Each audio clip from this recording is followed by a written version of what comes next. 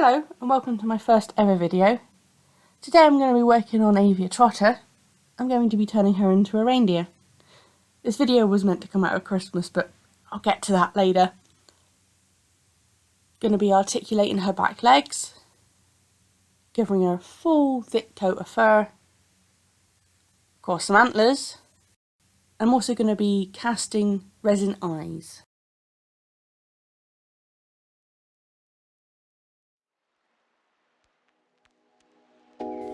So I'll start off with stripping her all back, clipping her hair off as close to the scalp as I can.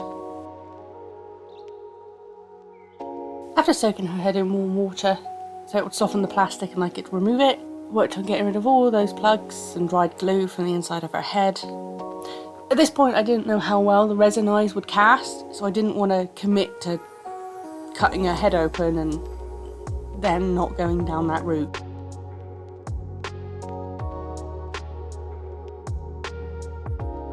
All of that was inside of her head.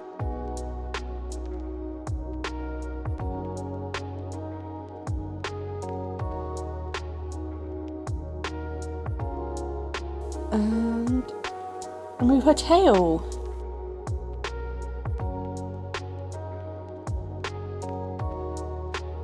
Cut off her tail band.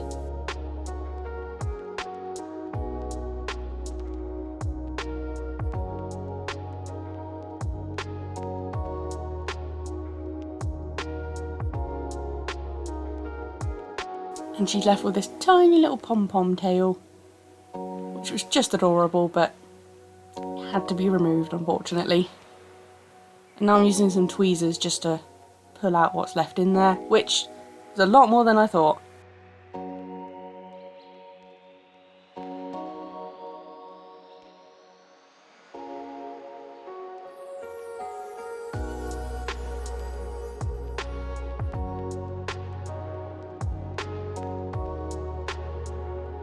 And if you ever wondered what was inside, there you go.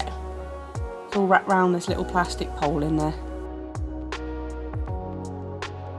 Now, to strip down her factory paint with some pure acetone. On a paper towel. The corners of her eyes here were very inset. I really had to dig in there with a fingernail.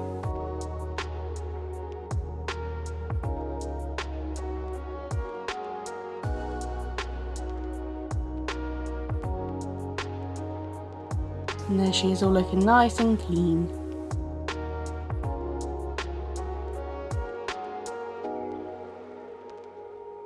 Now for my first mistake as an amateur, I aimed big, articulating those back legs.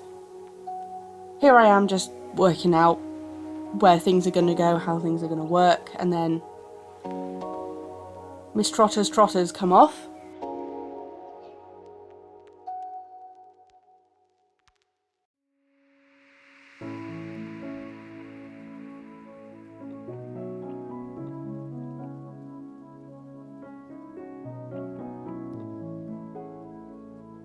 This is just me marking them so I know if they're on the left or the right foot. Now this is when the first of those problems I mentioned occurred. And I had to get a new hard drive and in the process lost some footage. I wouldn't worry too much however, as I'm demonstrating on the screen right now, this broke. I'll remember this because this is not the first time it happens. I also figured that it was more than likely the screw that split it, simply being too big. So here I have gone around my house trying to find something with tiny screws. Found an alarm clock, because who needs to wake up on time anyway? Now I'm going to be using these absolutely microscopic screws I found here on the right. Another problem with the ones on the left was that they were going to be inset into the wood, which would have then just meant they were going to be cracking anyway. Here I'm using a handheld drill. Gonna make some new holes.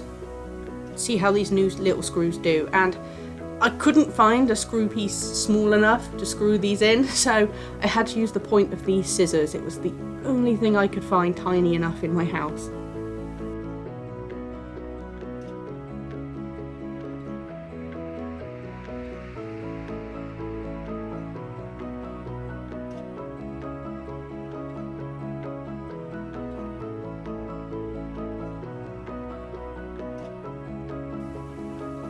Here I am trying it all together, just making sure it looks all good.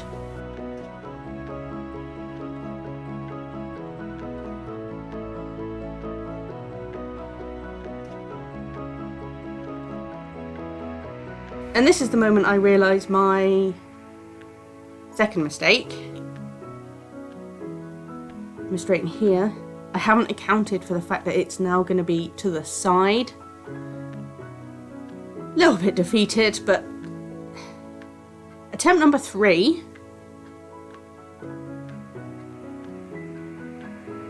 This time I reinforce it with a popsicle stick the other side as well, meaning that when I join it onto the bottom part of the leg, it should then hold it in the centre.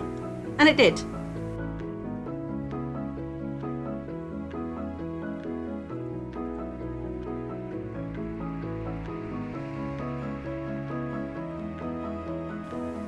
It holds it. It's not cracked. Woohoo! And it actually holds a pose as well, which you'll see me demonstrate just now.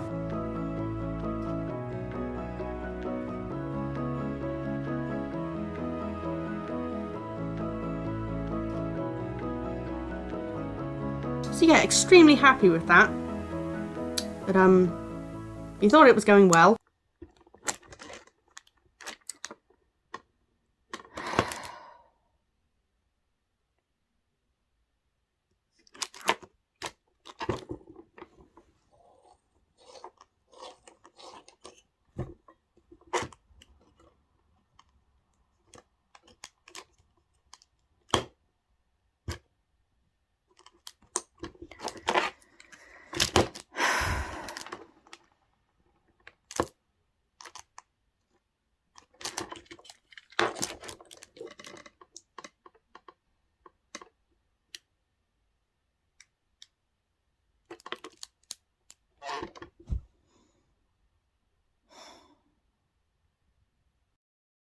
So, for anyone keeping track, this is now attempt number 4.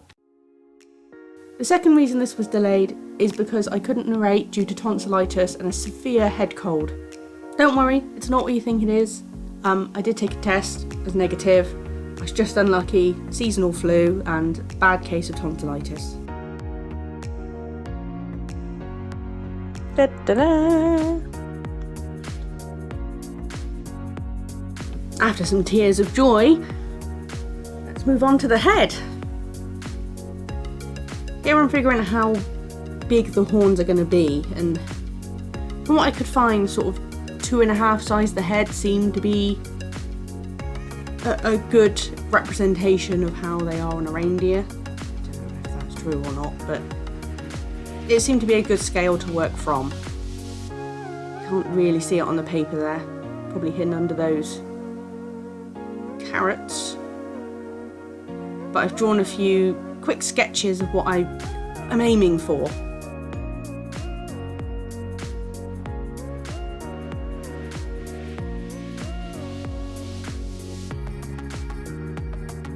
This is 2-part epoxy, so you just see me weighing out half and half, mix it all up.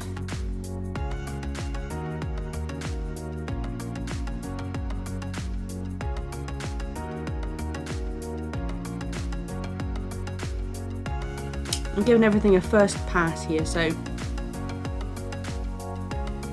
this is just me letting you know that the screw is still there poking out, so I can still tighten and loosen if need be. Just trying to build up the sort of rough shape of the leg. I'm not aiming for perfection, and I'm certainly not aiming for it to be tidy, because thankfully I'm going to cover it in fur, so hide all your mistakes with fur. Just making sure here that the joints are going to move very freely once this is all dry.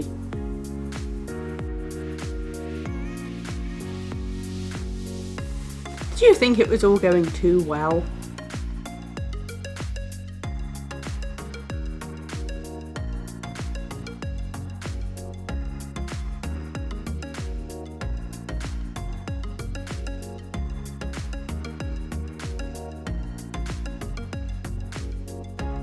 So attempt number 5, come back, made another foot, and we carry on. Happy dance because I am so fed up making the same foot 5 times.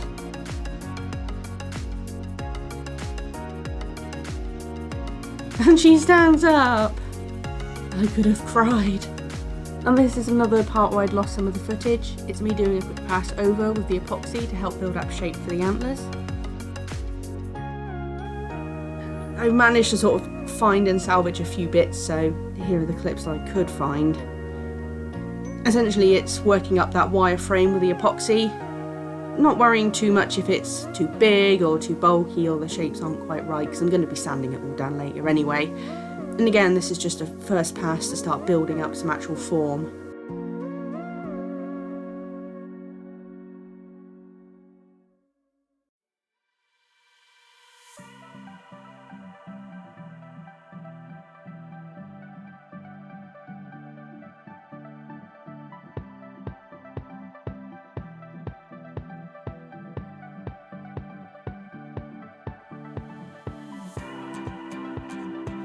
I found a couple of shot glasses I don't think I have ever used. And they're being used as stands. Here I am building up her nose just to a bit more of a rectangular shape.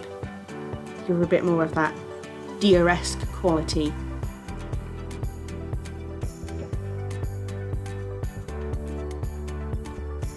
I also build up her bigger brow, giving it a bit more of a heavier look, giving her sort of bigger eyelids as well. All to help add to those doe-like qualities.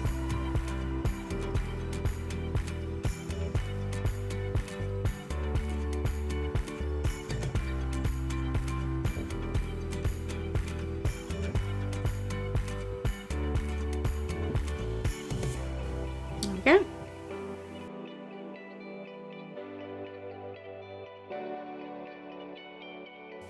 Here I am just cutting off her ears.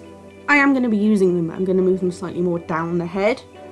If you look at reindeers, their ears are less pointed up and more outwards. It also allowed more room for the antlers. I'm just covering up the holes made by cutting off her ears there.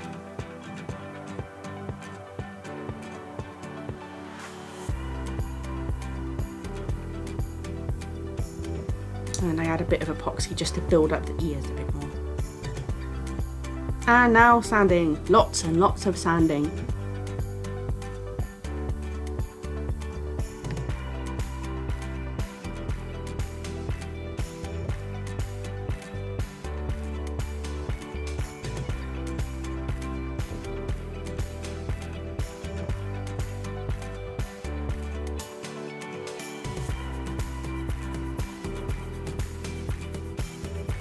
I've also sanded down her body, which you can see just here.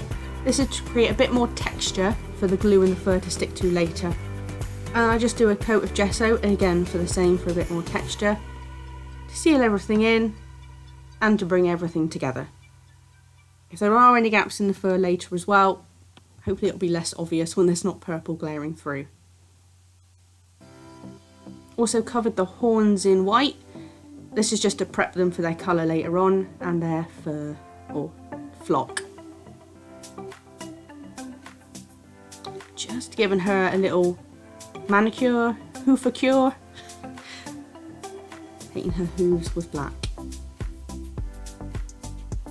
Earlier on as well, when I was cutting her ears off, I also cut the moulded blue bracelet off her hands, and now I'm just covering over her gloves with black to bring them all together as well.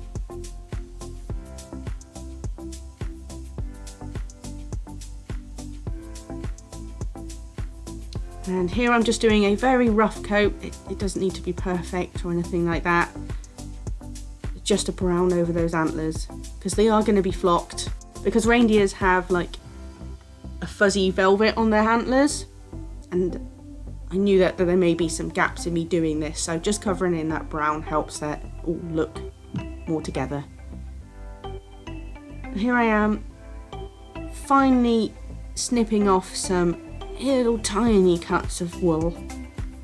I wasn't quite sure what colour I wanted to flock the antlers with.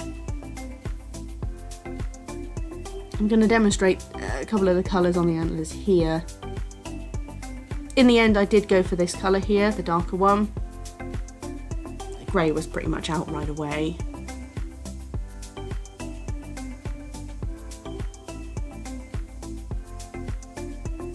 The light one was okay, but the darker one just worked more. Here you can see those two browns side to side. So, to glue in a bit of the antler and then sticking on some of this flock. So this is just finely scissored up bits of wool, sticking them all over.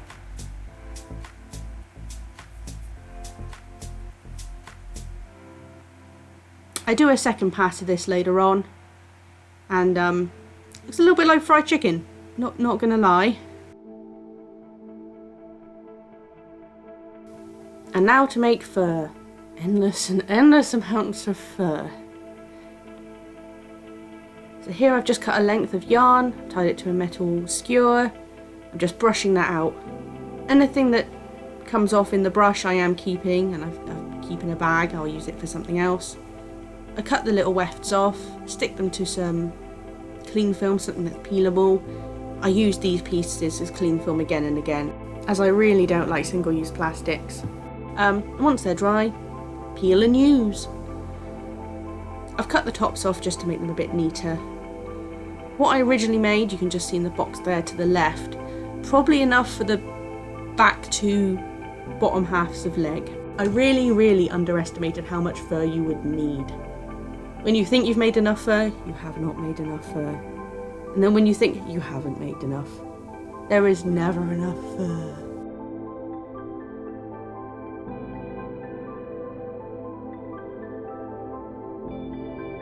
I lost some footage here as well in the fur making process. It is very much just copy and paste, rinse and repeat.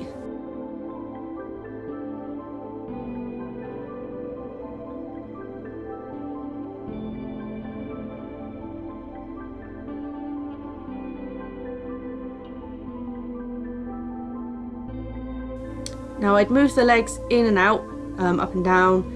I'd marked on the body with a pencil where they moved and to not put fur there to ensure our articulation still worked. Don't worry, you won't notice those gaps later on. And here I am just sort of tidying up as I go.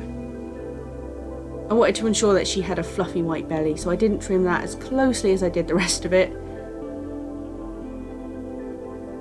I was also referencing plenty of pictures of reindeers off screen here, just to make sure I got the colours as close to as I could. And here we have me attempting to thread a little rubber band through for her tail. Now this took me about 3 hours. I've got both sides of it through, and now I'm just tying them together with a little tail I'd made. Again, I apologise, I'd lost that footage. Essentially, I was just sticking lots and lots of wefts together until I got that tail. I've then sewn them to that elastic band, and this will mean that her tail is more poseable and fully movable now.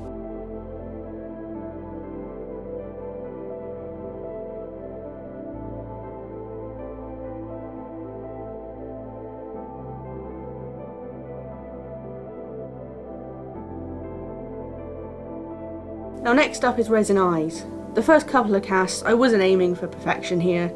I knew I wasn't going to get that. It was just me trying to work with the resin, see how it worked, gauging the sort of shape of the eye, what sort of size resin mould I would need.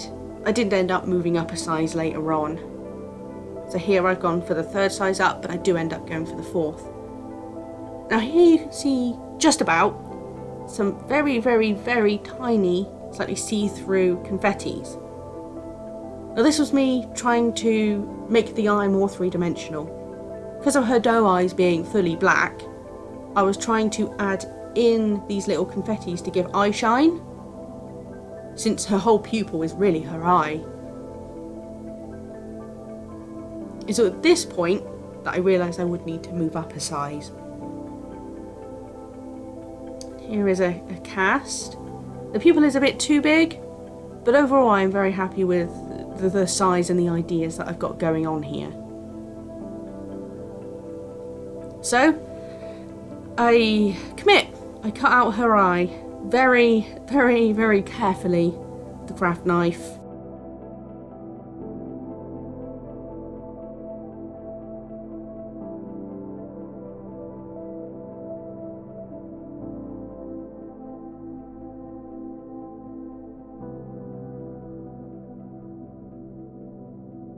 Her mask fell off. It didn't break, it just peeled off kind of in the process of me taking off the back of her scalp.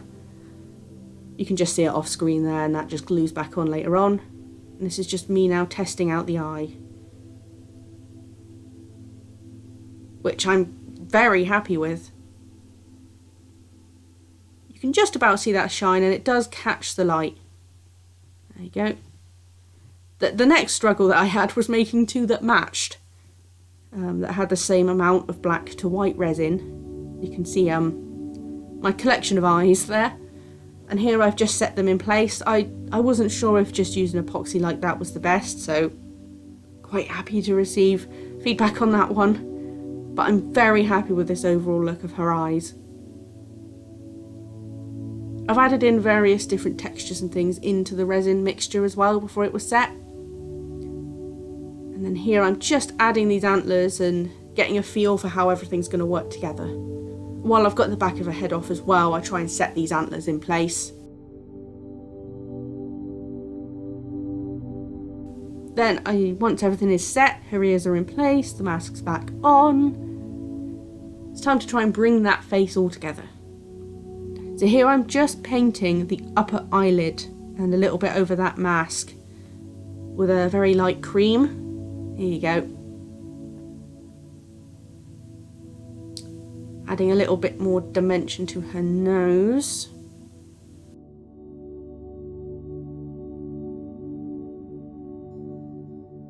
And between pastels and watercolours, I tried to build up colour on the lips. It didn't really work. And I ended up painting over this later, which I will explain. I also decided that before I went any further I was going to try and get the head back in place. This also meant slightly trimming off the neck peg there, because all the work with the antlers on the inside had meant the top of the head had been filled in with some sculpt. So I just cut a little bit off the edge here. And now I'm heating up the plastic with my hairdryer just so I can get it back over the neck peg. This was very fiddly. Just brushing out the fur. You can also see here that I've given her a kind of breastplate and tried to angle the fur to try and keep a bit more of a feminine form there. Also, while I was getting the head back on, one of the ears decided it wanted to fall off. This was part of the reason why I wanted to get the head on before I decided to cover it in fur, just because glue plus fur equals mess. I'm just sticking the ear back on here.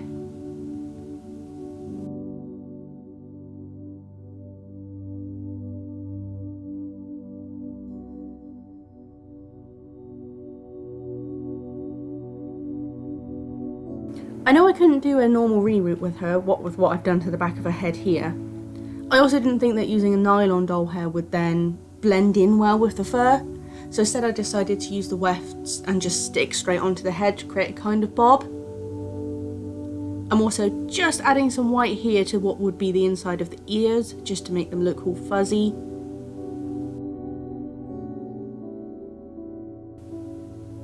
And here is a little bit of the footage I lost again.